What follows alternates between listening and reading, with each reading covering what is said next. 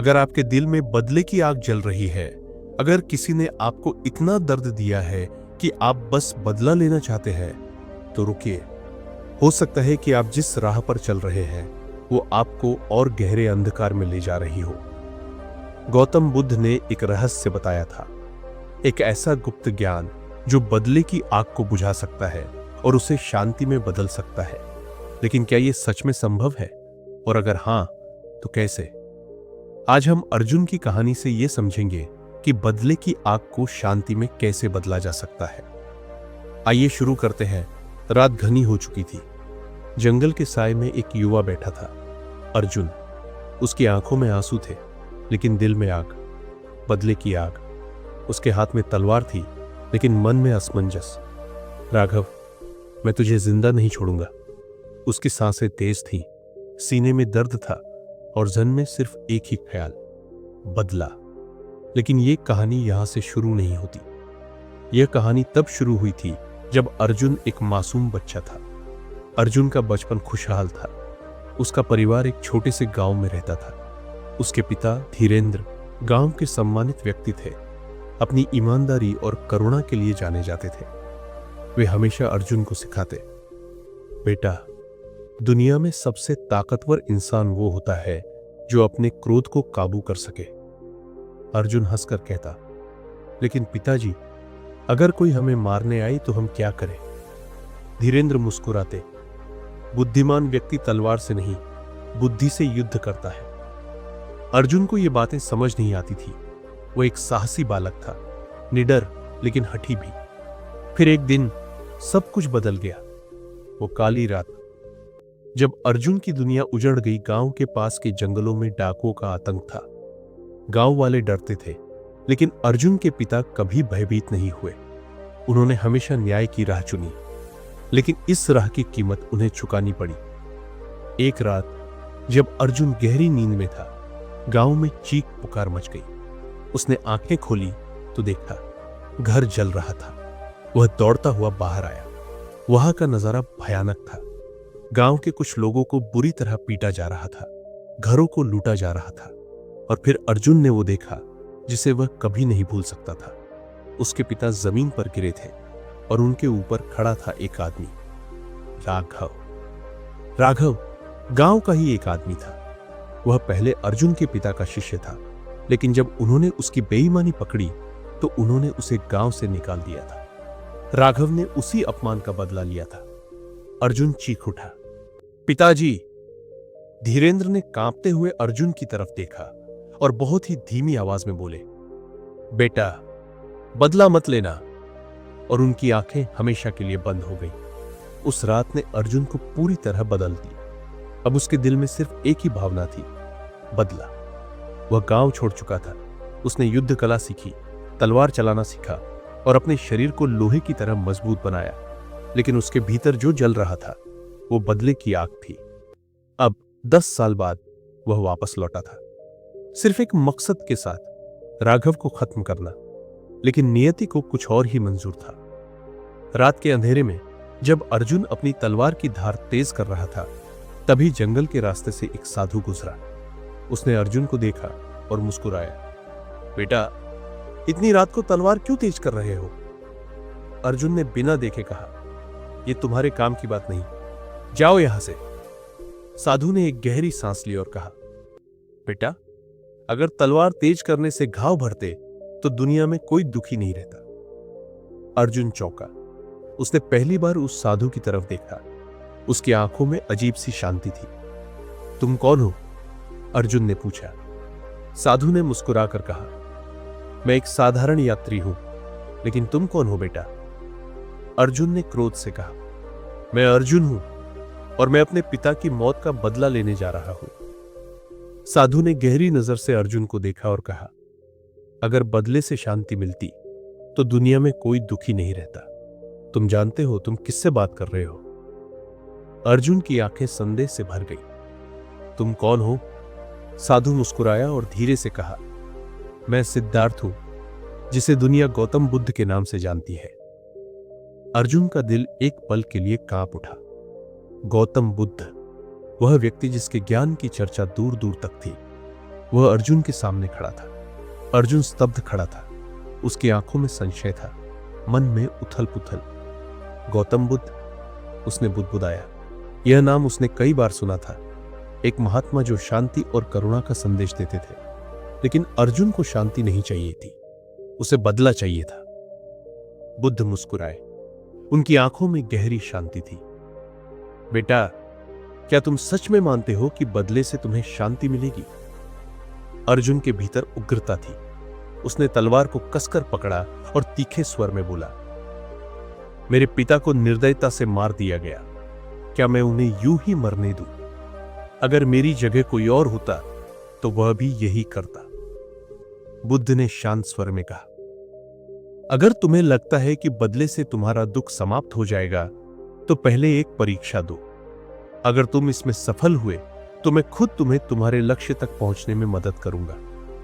अर्जुन को बुद्ध की बात पर विश्वास नहीं हुआ, लेकिन उसने सोचा, अगर यह मेरी परीक्षा है तो मैं इसे जरूर पास करूंगा। ठीक है, बताओ मुझे क्या करना होगा।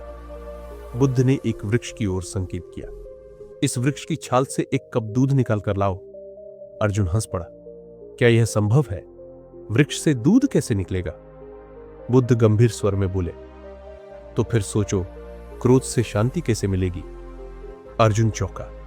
उसने पहली बार सोचा, क्या यह सच में संभव है कि बदले से उसे शांति मिलेगी? लेकिन उसके भीतर की आग अभी भी शांत नहीं हुई थी।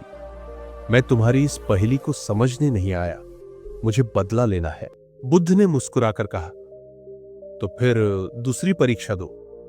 बुद्ध ने अर्जुन को एक घड़े में पानी दिया और कहा, इस पानी को नदी में डाल दो। अर्जुन ने वैसा ही किया। अब बुद्ध बोले, अब उसी पानी को वापस इसी घड़े में लाओ। अर्जुन झल्लाया, यह असंभव है, एक बार बह चुका पानी वापस नहीं आ सकता।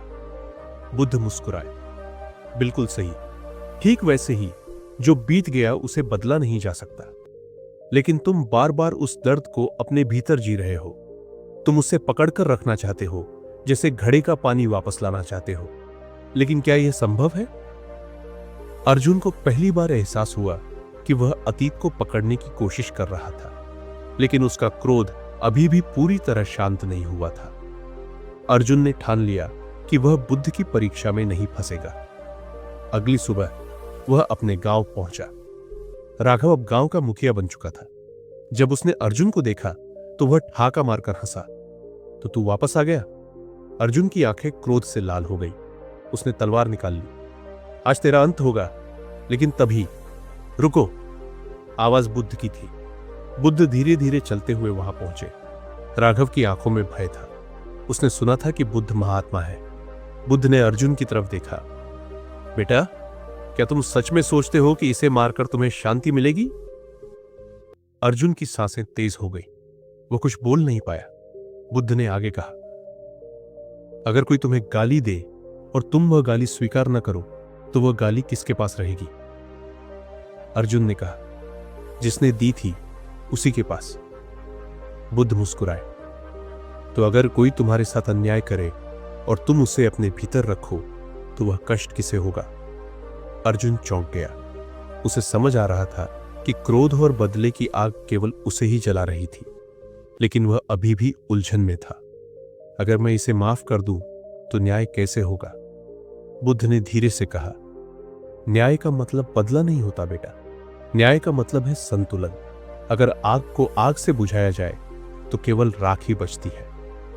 अर्जुन धीरे धीरे कांपने लगा। उसकी आंखों से आंसू बहने लगे। उसने तलवार जमीन पर फेंक दी। राघव, जो अब तक डरा हुआ था, आगे आया और कांपते हुए बोला, मुझे माफ कर दो अर्जुन, मैं लोभ में अंधा हो गया था। अर्जुन ने मुट्ठियां भींच ली। फिर उसने धीरे से कहा, जा, मैं तुझे माफ करता हूं। उसका दिल हल्का हो गया, जैसे कोई भारी बोझ उतर गया हो। बुद्ध मुस्कुराए। अर्जुन ने अब बदले की आग को बुझा दिया था। राघव को माफ करने के बाद अर्जुन का मन हल्का जरूर हुआ, लेकिन उसके भीतर एक अजीब सा खालीपन था।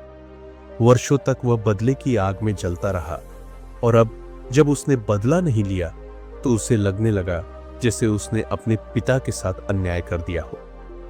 बुद्ध उसकी उलझन को समझ रहे थे। उन्होंने मुस्कुराकर कहा, बेटा, यह खालीपन तुम्हारे भीतर इसलिए है क्योंकि तुमने अपना पूरा जीवन केवल बदले की सोच में बिता दिया था। अब जब वह खत्म हो गया तो तुम्हें समझ नहीं आ रहा कि आगे क्या करना है। अर्जुन चुपचाप उनकी बातें सुनता रहा।